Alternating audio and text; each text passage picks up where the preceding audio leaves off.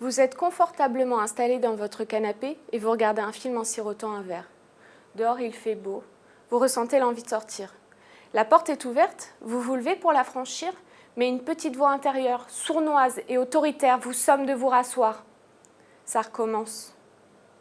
C'est cela, mesdames et messieurs, que l'on appelle l'emprise. Le désir de liberté entre en conflit avec cette voix qui vous parle, tous les jours.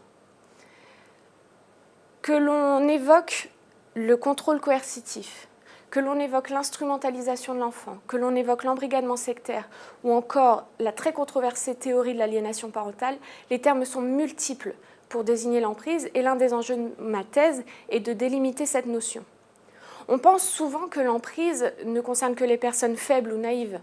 On pense souvent que pour échapper à l'emprise, il suffit de partir, mais ce n'est pas si simple. De manière générale, l'emprise est une relation de domination insidieuse qui s'installe doucement et qui enferme les victimes dans une prison sans barreaux. Mêlée à des sentiments d'amour et de peur, elle embrouille le libre arbitre. L'enjeu de mes travaux est de traduire l'emprise en droit pour analyser comment l'autorité judiciaire peut intervenir.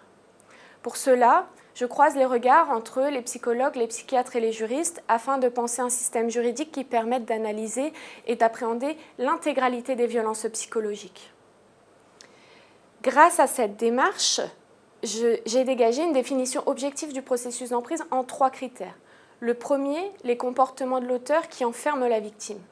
Le deuxième, le caractère schématisé de ces comportements qui s'inscrivent dans un cercle vicieux et répétitif. Le troisième, l'état d'emprise de la victime qui n'est plus capable de consentir. Grâce à cette démarche, l'analyse change de prisme. Il n'est plus question de se demander « mais pourquoi n'est-elle pas partie ?» mais plutôt « comment a-t-il fait pour la persuader de rester ?» À partir de là, mon travail consiste à analyser les outils juridiques qui permettent de protéger la victime, par exemple l'ordonnance de protection ou l'assistance éducative. Je réfléchis aussi au régime juridique comme celui qui permet aux médecins de lever le secret médical pour signaler un danger lorsqu'ils y sont confrontés. Ensuite, je travaille sur les peines qui sont les plus adaptées pour punir l'auteur. Pour cela, il faut qualifier juridiquement son comportement, qui peut être du harcèlement ou des violences volontaires. Je questionne aussi de nouvelles infractions, comme le féminicide.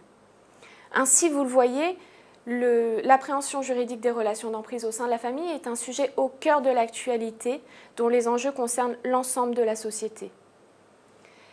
Les conclusions issues de mes travaux participeront, je l'espère, à favoriser les droits et libertés des justiciables confrontés à l'emprise, et ce, à long terme.